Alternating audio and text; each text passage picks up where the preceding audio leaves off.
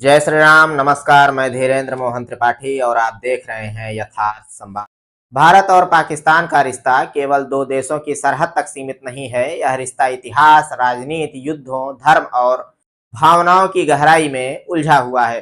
दोनों देशों की जनता को बचपन से यह सिखाया जाता है कि सामने वाला दुश्मन है। यही कारण है कि जब क्रिकेट का मैदान तैयार होता है तो वह महज खेल का मैदान नहीं रहता, बल्कि एक मनोवैज्ञानिक रणभूमि बन जाता है। यह दुनिया का शायद अकेला मैच है जिसे केवल खेल नहीं बल्कि जंग कहा जाता है।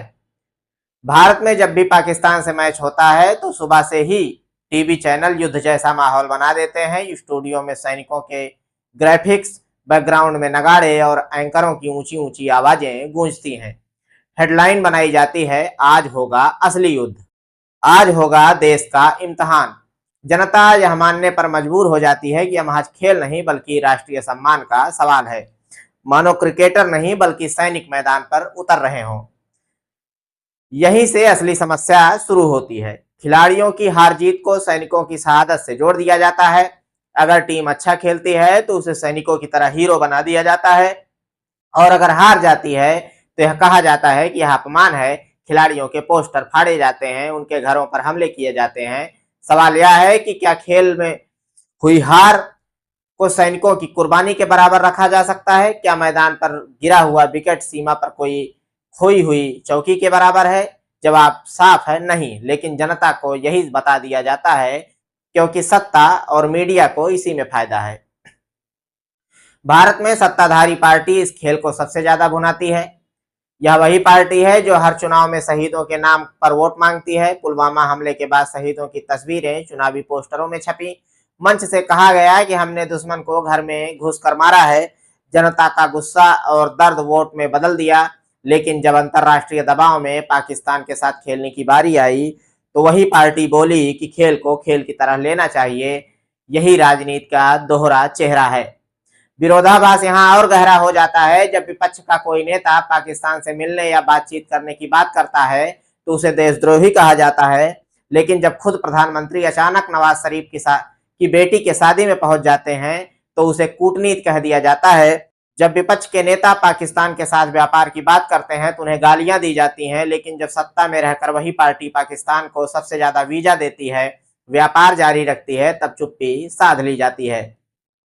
मीडिया इस खेल का सबसे बड़ा सहयोगी है। चैनलों को पता है कि भारत और पाकिस्तान के मैच टीआरपी का सबसे बड़ा हथियार है, इसलिए वे इन्हें युद्धों की तरह पेश करते हैं। स्टूडियो में नकली रणभूमि बनाई जाती है, सेवानिवृत्त सैनिक और नेता बुलाए जाते हैं और घंटों तक वही बहस चलती है कि पाकिस्तान को हराना क्यों जरूरी है। दर्शकों के मन में यह बैठा दिया जाता है कि यह मैच खेल नहीं बल्कि सैनिकों का बदला है। पाकिस्तान की राजनीति भी इसी ढांचे पर खड़ी है। वहां की सरकारें और मीडिया अपनी जनता को भारत का डर दिखाते रहते हैं।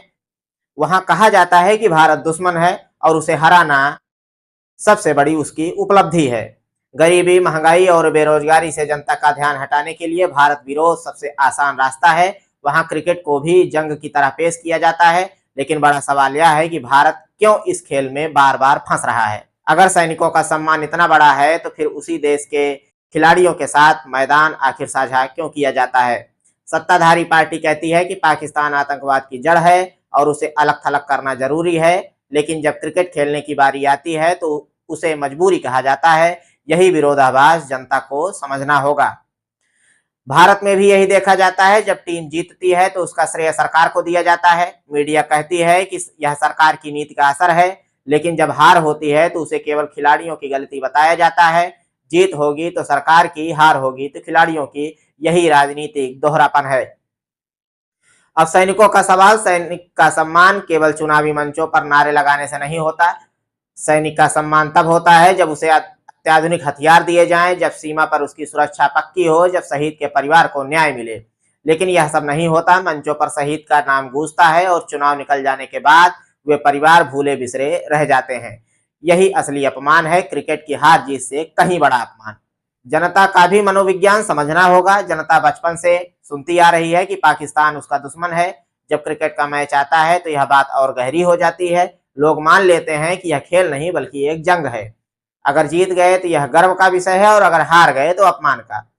यही मानसिकता खिलाड़ियों पर भी दबाव डालती है। वे खेल का आनंद नहीं ले पाते। उन्हें पता है कि अगर जीत गए तो हीरो बनेंगे और हार गए तो गुनहगार। असल में दोनों देशों की सत्ता को यह खेल चाहिए। पाकिस्तान को भारत विरोध चाहिए और भारत की सत्ता को पाकिस्तान का डर। इसी डर और विरोध के आड़ में असली मुद्दे गायब हो जाते हैं। भारत में जनता यह पूछना छोड़ देती है कि बेरोजगारी क्यों बढ़ रही है, किसान आत्महत्या क्यों कर रहे हैं, महंगाई क्यों बढ़ रही है। पाकिस्तान में जनता यह पूछना छोड़ देती है कि उसके पास रोटी क्यों नहीं है, शिक्षा क्यों नहीं है, लोकतंत्र कमजोर क्यों है। दोनों तरफ की जनता बेवकूफ बनती है। खेल को खेल की तरह ही लेना असली समाधान है। क्रिकेट में जीत हार होती रहती है, कभी भारत जीतेगा कभी पाकिस्तान, लेकिन सैनिक का सम्मान उस हार जीत से कहीं बड़ा है। सैनिक का सम्मान कभी भी किसी खेल से छोटा नहीं किया जा सकता। जब तक हम क्रिकेट को सैनिकों की शहादत से जोड़ते रहेंगे तब तक यह भ्रम बना रहेगा।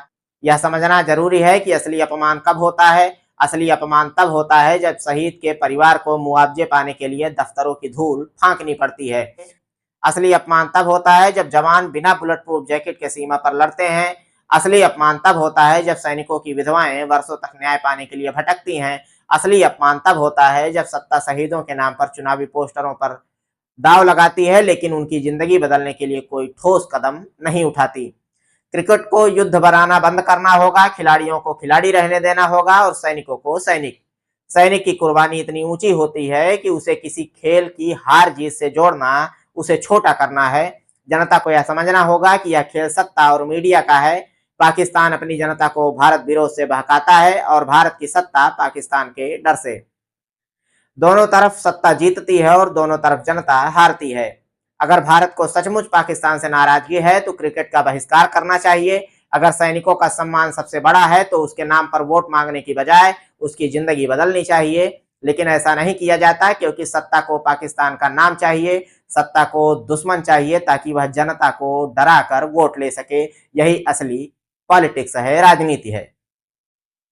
सैनिक का सम्मान मैदान में हार जीत से नहीं जुड़ा है, बल्कि उसका सम्मान उस समय जुड़ा है जब उसकी शहादत के बाद उसका परिवार सुरक्षित हो, जब उसके बच्चे बिना रोक टोक पढ़ाई कर सकें। लेकिन यह सम्मान राजनीति में खो जाता है। मंचों पर उसकी तस्वीर सजती है, नारे लगते हैं, लेकिन असल जिंदगी में उसे भुला दिया जाता है। यही सबसे बड़ा विरोधाभास है।